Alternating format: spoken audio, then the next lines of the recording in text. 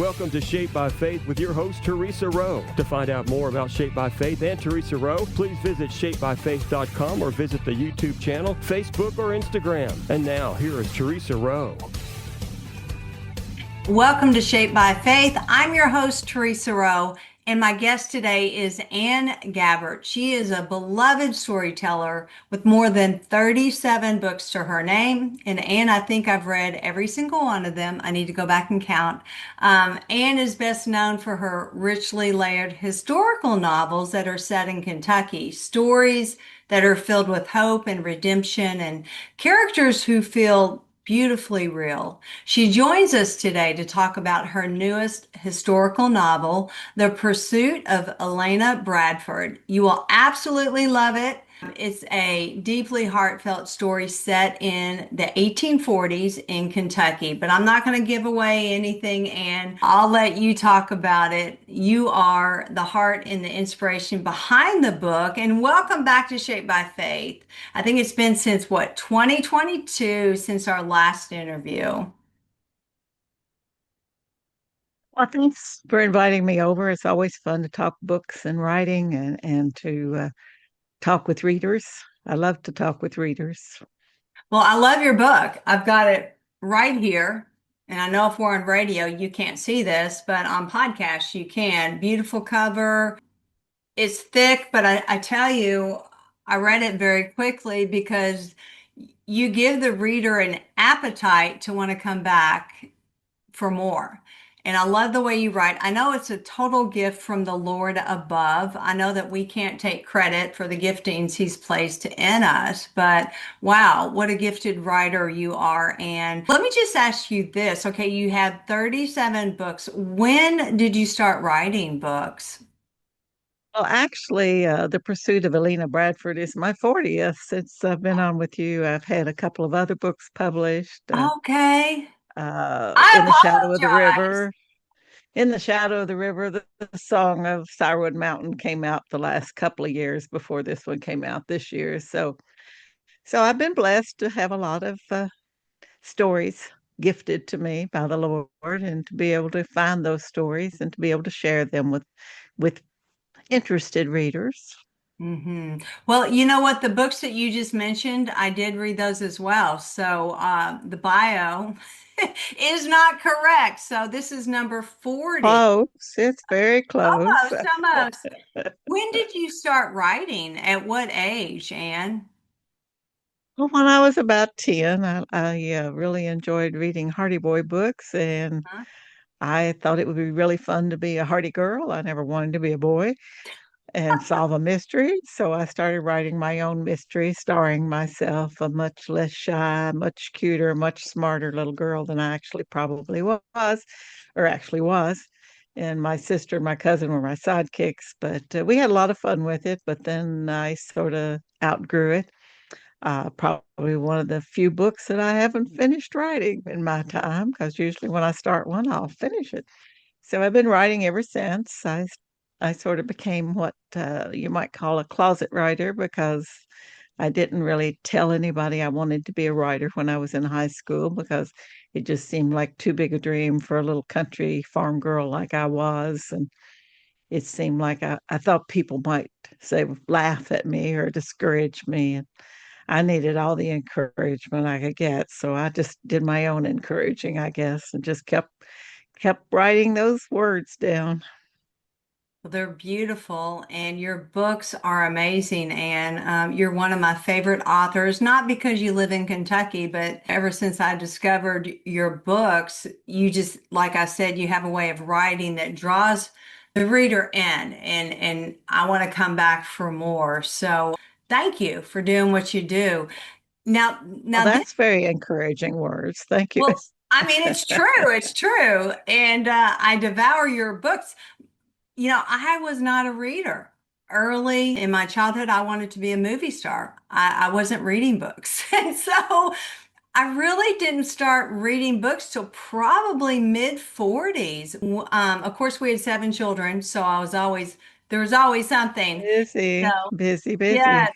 but it's really helped develop my own writing skills as I read other authors. It really is. I have not tried dialogue yet. I cannot imagine. Of course, that is a gift that you've developed. I would think that writing dialogue is hard. What do you think about that?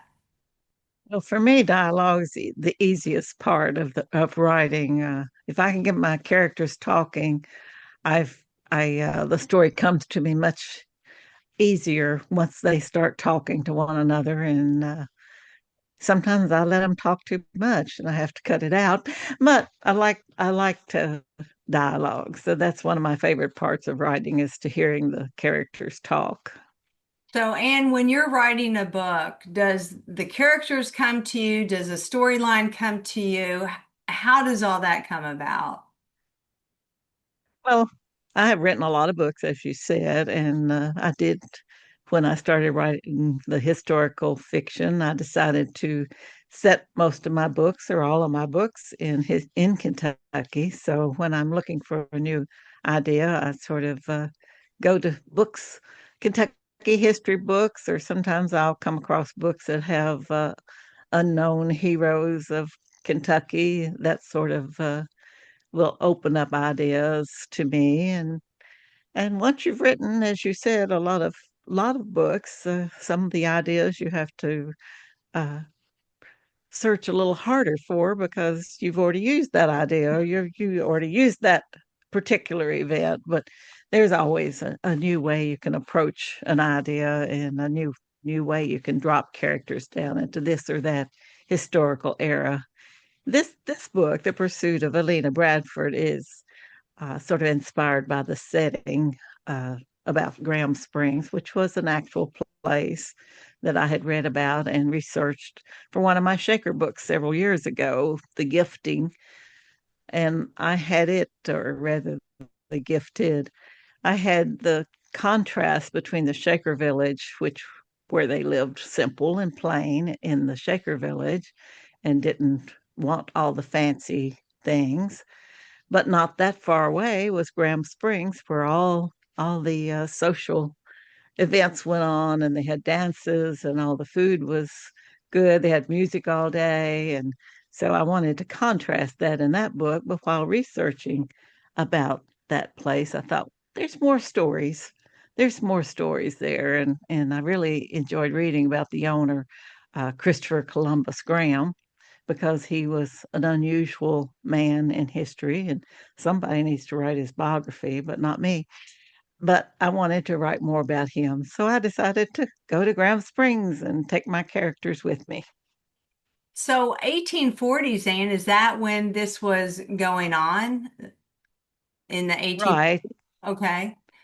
The Springs hotels were very popular in the early part of the 1800s because people would go there for their health. They thought drinking the spring water, which was often sulfur water, which has a terrible taste, they would drink that and think it would help their digestion or their or lots of different maladies they might have, because of course it didn't have the same kind of medicine that we have these days, and people would sort of go for whatever they thought might help.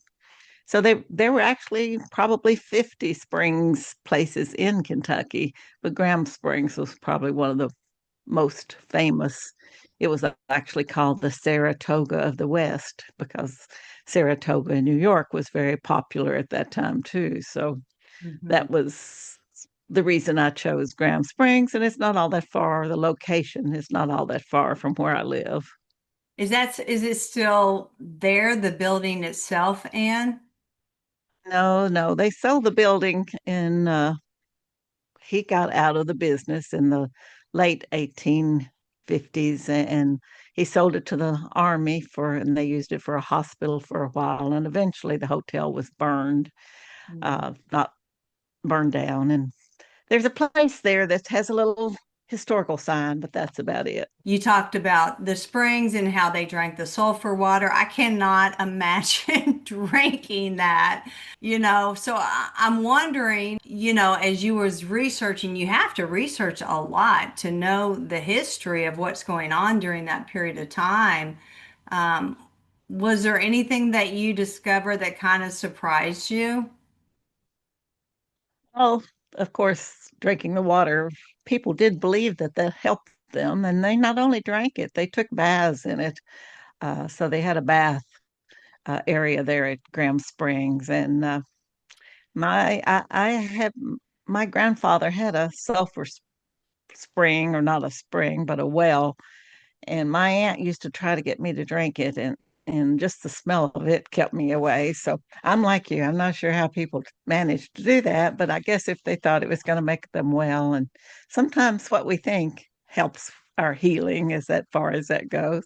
Plus, it was a great place. They could take their rest, and they played and they danced, and Christopher Columbus Graham, the owner, believed in physical exercise. So that probably all helped them as well. So, but I did find some interesting things about in when I was researching. I did like researching about Christopher Columbus Graham, but also I did a lot of research about ladies' fashions, and because they did dress nicely for the dances and had ball gowns, and of course that was the time when they all had the wasp waist where they had to wear the corsets, and sometimes broke their ribs even. So comfort was not a consideration in ladies' fashions. They also wore bonnets that were like had little blinders on, like a horse. And if they wanted to look around, they had to look this way and that way because they couldn't see except straight forward. Naturally, I had my character not like wearing those bonnets and things, so I'm always hating to wear hats, and I always have my characters hate to wear hats too. But the most interesting probably was about the stagecoach drivers, and how the stagecoaches at that time was the way you got around. And they would often have races. And when they did, it was very dangerous because sometimes the wheel would fall off of the stagecoach and the stagecoach would turn over and the passengers would fall out and break bones. And so it was interesting that was more or less allowed and wasn't condemned more by the passengers that had that way to get around. And also, I found it interesting they called them Jehus because they took that after King Jehu in the Bible, who was a reckless chariot driver who drove his chariots wildly and swiftly. So I thought that was a fun thing to find out when I was researching. Yeah, I could not imagine that. Just like it would be terrifying, especially if you knew there was a possibility of the wheel coming off and like you getting thrown out or something. I mean, goodness gracious. And the clothing, Anne, I cannot even imagine. It had to have been kind of, you would think, thicker material, and then the corsets and all those layers that had to have been extremely hot.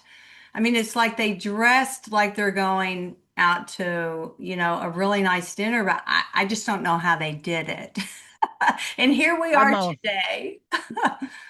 I'm like you. I always thought they had to be burning up in the summertime when they were wearing all those clothes. But of course, when they went to the ball, they did have a lot of skirts, but their bodices were very brief at times, so they did have that coolness.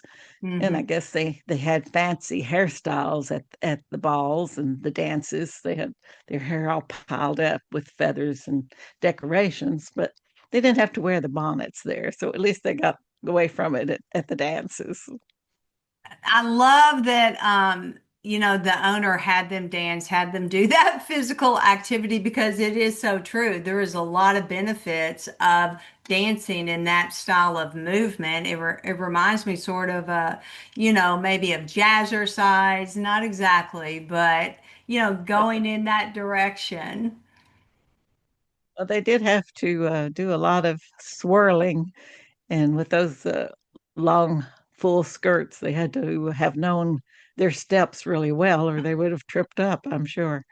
Absolutely. Well, let's talk about your main character. She's fascinating, Elena Bradford.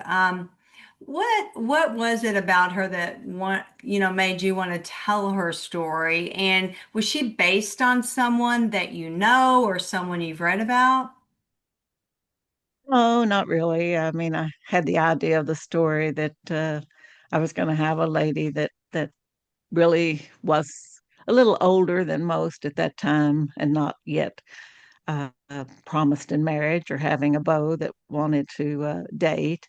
She was a pretty independent person and wasn't really sure she even cared whether she married or not.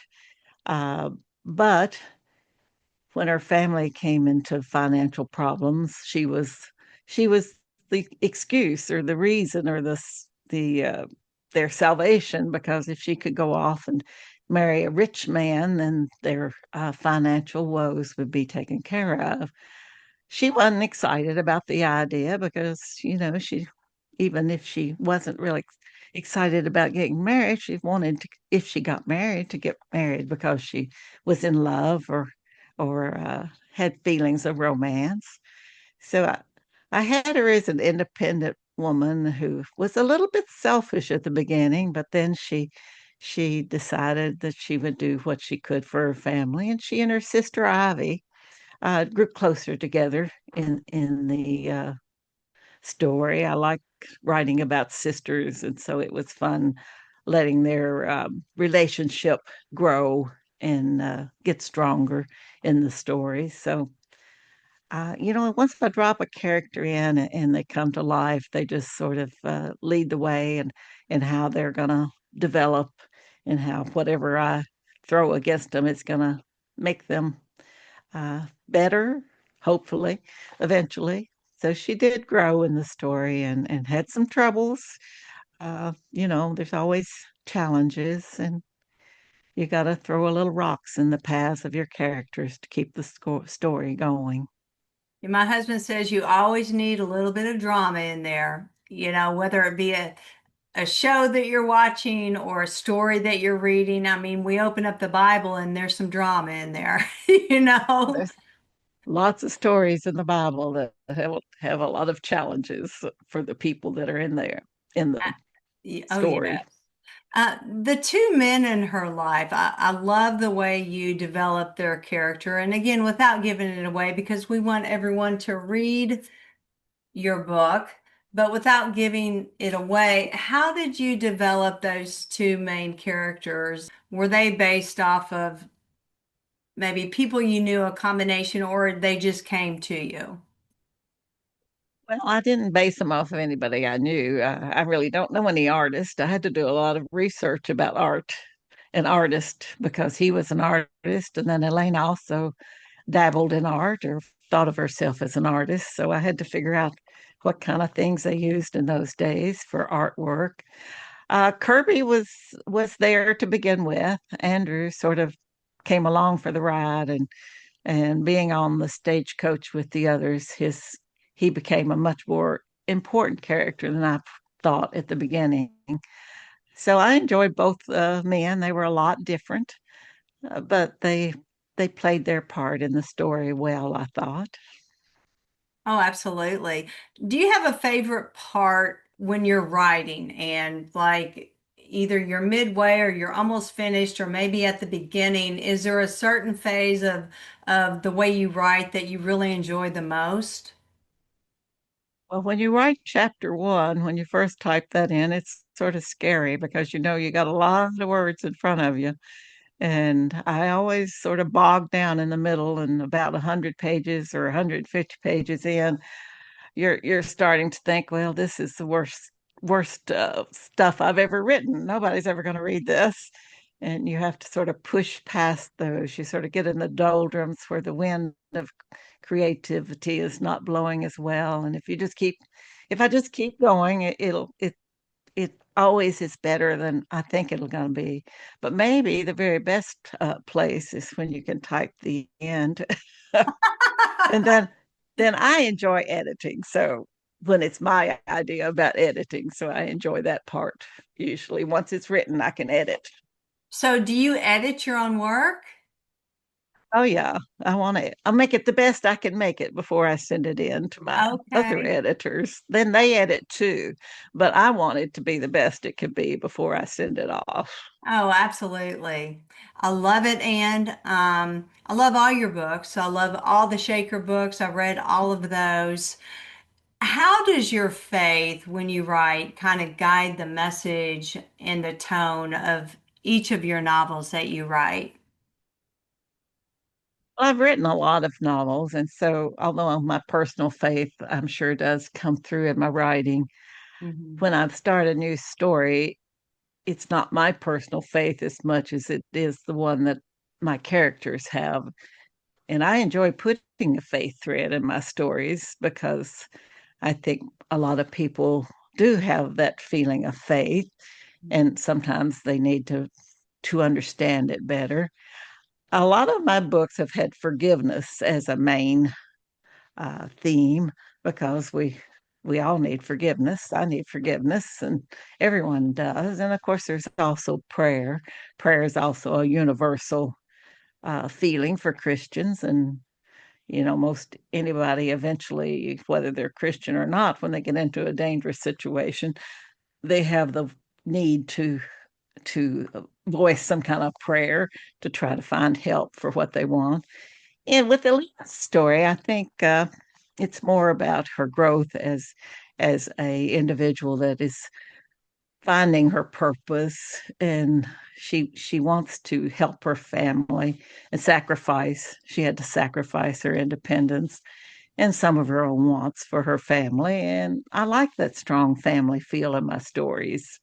I like having a family feel among my characters and enjoy that when I'm writing, to have those family relationships. So I think with Alina, it was just the growth in her feeling of for family, and how she could be a help to her family.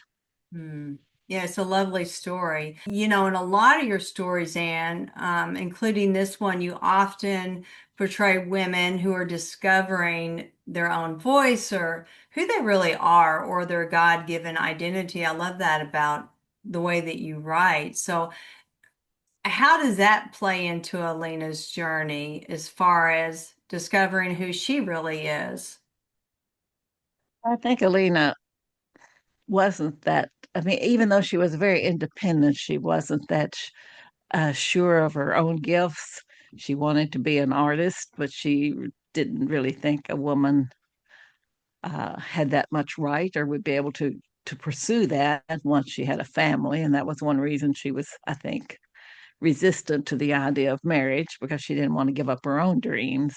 But she realizes that she's more loving, more giving, and also more attractive than she thought, because her mother and her sister were beautiful people, and Mhm. she always felt like she wasn't quite as pretty as her other family members or other girls that she knew. So she had to learn her own qualities and not worry about comparing herself with other people. What do you hope readers will walk away with after they've read this novel of yours, The Pursuit of Elena Bradford?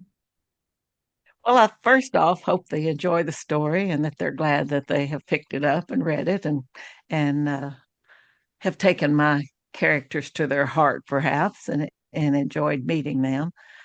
I think we can all learn lessons from the things that we read. With Alina's story, they might learn that things don't always turn out the way that we think, that sometimes what we pray for is not necessarily the best thing for us, and that unanswered prayers can be a blessing at times, or a prayer that doesn't turn out the way we think it should. And I think that was true with Alina, that she had one thought in mind at the beginning of the story, and by the end of the story, she realized that there were other paths that she might walk. What keeps drawing you back and to Kentucky? Now, I know you live in Kentucky just like I live in Kentucky, but what is it about Kentucky and the setting that helped develop so many of your stories? Well, I know more about Kentucky than I know about other places. It's easier to maybe find the historical resources I need here. I know what Kentucky weather's like right today. It's sort of snowy, but I can be sure that that I'm not saying the wrong kind of weather for the time of my story. I know the people in Kentucky. While I'm not as good at knowing the people that are more in society like they were in this book, but I do know farm people, country people, small town people, which is where what is in a lot of my stories are small town stories. And that all comes from my background of being a small town country girl as well. When I write my Appalachian stories, even though I don't live in Appalachia, I think they have the same love of the land that I have on Mm. my farm. Farm's been in our family for a long time, and I have a connection to the land, like the people in Appalachia, I think, had a connection to their land, especially in the times periods that I've been writing about in the late 1800s and early 1900s. So I can understand that, and so I talk country. So my dialogue can be country, and we're okay. Well, and Kentucky's a beautiful state. You know, Yeah, it's that's true too. it's absolutely gorgeous. We experience all the seasons here, even with the snowfall. It's just gorgeous. And I also live on a farm, and there's nothing like it. You know, being out in nature, it's just so healing. You just feel so close to God. Before we close out, where can people purchase your book? I'm gonna hold it up again. Where can people purchase this? Books are in most internet book selling sites. Baker Bookhouse is a great place for anybody to go to buy Christian fiction or nonfiction. That's always a good place, and a lot of my stories are discounted there and with free shipping. So that's a great place to go look. But you can look on Amazon, Barnes and Noble, ChristianBook.com, most places, and your bookstores might get it for you if you ask for it. We have this cute little bookstore is opened up in my hometown, and it's called Kentucky Bookstore, and she only puts in stories that are either by Kentucky authors or about Kentucky. So my stories are there, and that's fun that people in my hometown can find my stories in that little shop. So just about anywhere if you want to look for it. And if you want to know more about my books, you can always go to my website, www.nhgabhart.com, and read all about the stories and see which ones you might like to give a try. And thank you so much. You're a lovely guest. With your next book, whenever it comes out, I would like to do another interview with you, but thank you so much. Well, that one's supposed to be out in May next year called A Chance for Callie Mae. So maybe we can get together again. Thanks for having me Absolutely. here. We will do that. And thank you for listening. I'm Theresa Rowe. Everyone have a blessed day. Bye. Thank you for listening to Shaped by Faith with Theresa Rowe. Remember to visit shapebyfaith.com to find out more about workouts, the TV show, podcasts, blogs, Shaped by Faith products, and much more.